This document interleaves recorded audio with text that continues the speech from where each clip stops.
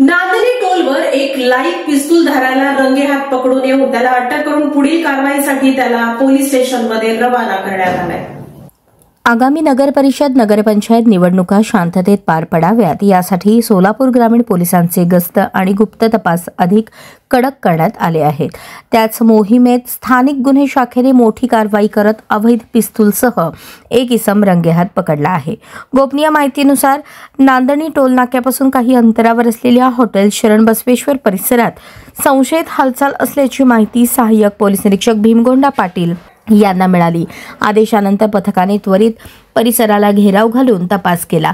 कपड्यांच्या वर्णनावरून मिळालेल्या माहितीनुसार पांढरी पॅन्ट आणि गडद जांभळा शर्ट घालून उभा असलेला इसम ताब्यात घेतला असता त्याची ओळख हुसेन बाशा रजाक सय्यद वय 46 राहणार शेळगी सोलापूर अशी पटली। तपासणी दरम्यान त्याच्या पॅन्टमध्ये देशी बनावटीचे एक पिस्टल आणि 2 जिवंत काडतुसे सापडली। पुढील चौकशीत हे शस्त्र त्याने कर्नाटकातील कंचनाळ येथील चांद या व्यक्तीकडून घेतल्याची कबुली दिली। या कारवाईत एकूण 35,400 रुपयाचा मुद्देमाल हस्तगत करण्यात आला असून मंद्रुप पोलीस ठाण्यात भारतीय शस्त्र अधिनियम 1959 कलम 325 नुसार गुन्हा दाखल करण्यात आला आहे। ही यशस्वी कारवाई पोलीस अधीक्षक अतुल कुलकर्णी, अप्पर पोलीस अधीक्षक प्रीतम यावलकर यांच्या मार्गदर्शनाखाली पोलीस निरीक्षक संजय जगताप यांच्या नेतृत्वात करण्यात आली।